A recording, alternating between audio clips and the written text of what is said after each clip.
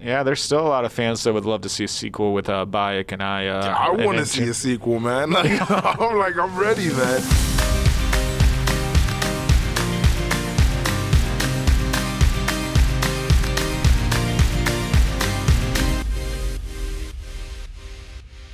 Thank you for coming by, and I really just wanted to begin by saying during the earliest months of the pandemic, when I couldn't leave my apartment in New York City, one of my few pleasant distractions was playing a game called Assassin's Creed Origins.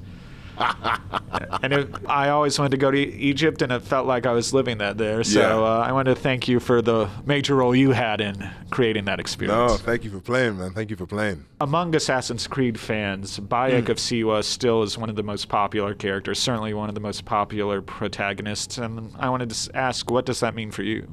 Oh, man. I mean, that means a lot, right? Because I think it's one of those ones where, because I'm a massive Assassin's Creed fan as well. Like, I remember the original and the feeling of the reality of it not necessarily just being all, set back in the day. It was, this hybrid and mix, and that first time kind of feeling of realizing that was really cool. So yeah, I'm a huge fan of it. So to be part of that kind of world and have people loving it as well, the character of Bayek and that kind of journey, it means a lot. It's inspiring, man. It means that I'm doing an all right job, Yeah, there's still a lot of fans that would love to see a sequel with Bayek and I. I want to see a sequel, man. I'm ready, man. Yeah, it just didn't feel like the story was finished yet. So I think, I would jump at it.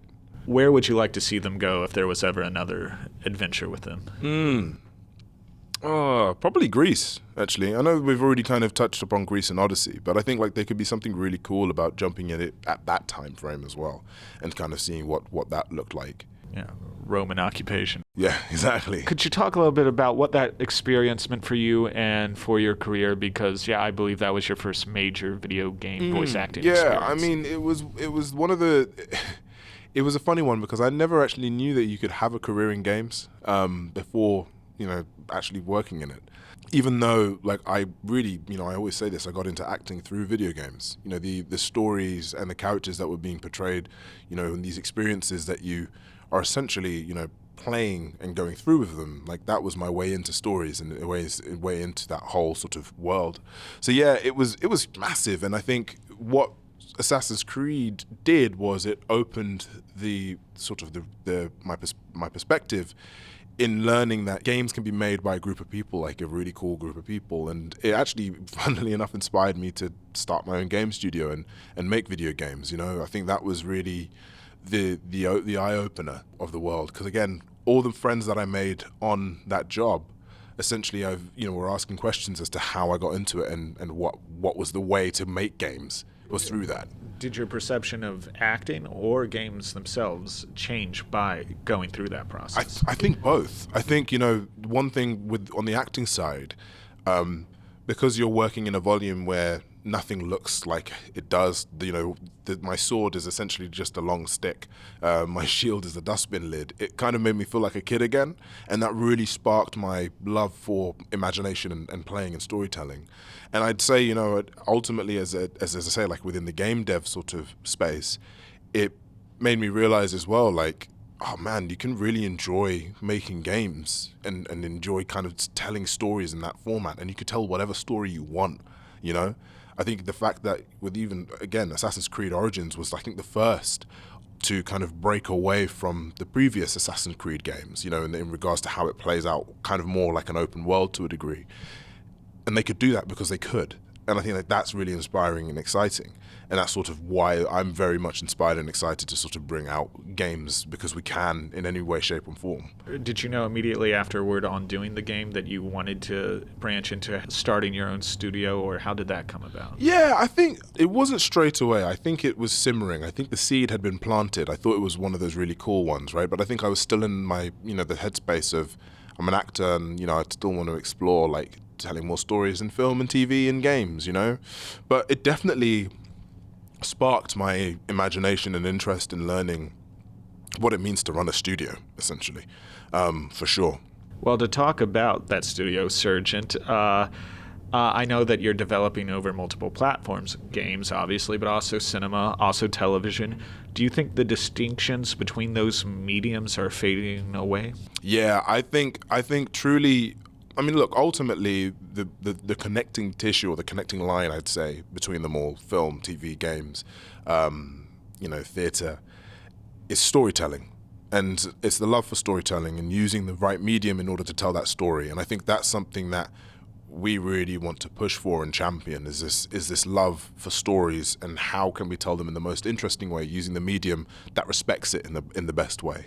So yeah, that's something that I really wanted to do, because again, I'm as an actor, I'm doing games, theater, TV, film, so I'm kind of we're all within that space, but ultimately it's all driven by telling a story. When you're looking at a story or looking at a project, what to you about it makes it a Surgent story? It's a good question. I'd say it has to speak from a human truth, and what I mean by that is that it's something that no matter race, gender, like it speaks to us on such a human level that we can all resonate and connect with it. It's a universal sort of understanding.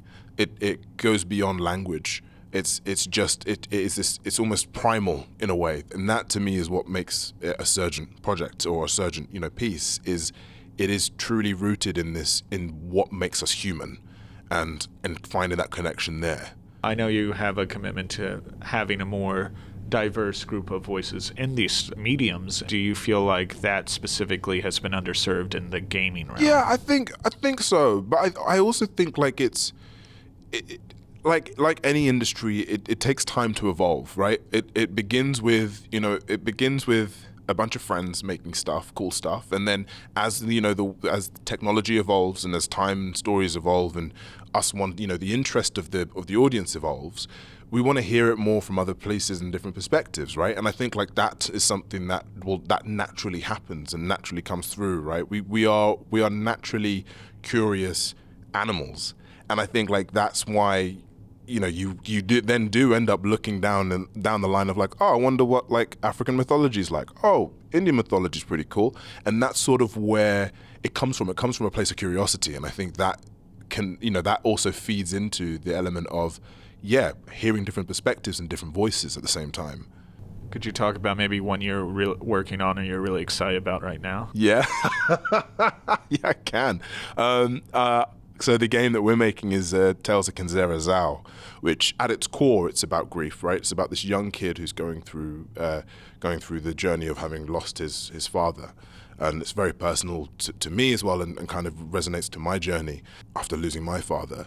But it's it's within a world that is that kind of looks at Bantu mythology and the legends and the tales of it all. That again, very inspired by the stories that my dad would tell me as a kid, but also kind of the stories that are out there, and so I decided to essentially take this really cool concept and world and bring it into something that's really human, and tell it through a video game as a whole, and using the medium of the game to essentially accentuate that. I did want to talk about Alan of Hull since we have you here. Yeah. For readers of George R.R. Martin, which it does include me as well, he is by far one of the coolest or most intriguing characters from the Dance of the Dragons. Oh, amazing. And are you excited or nervous to play one of Martin's, shall we say, most dashing figures in House of the Dragon? Oh, mate, I'm terrified. Exactly from you saying dashing as well, man. I'm really pumped for it. I think, again, it's something that I've always loved others worlds as a kid.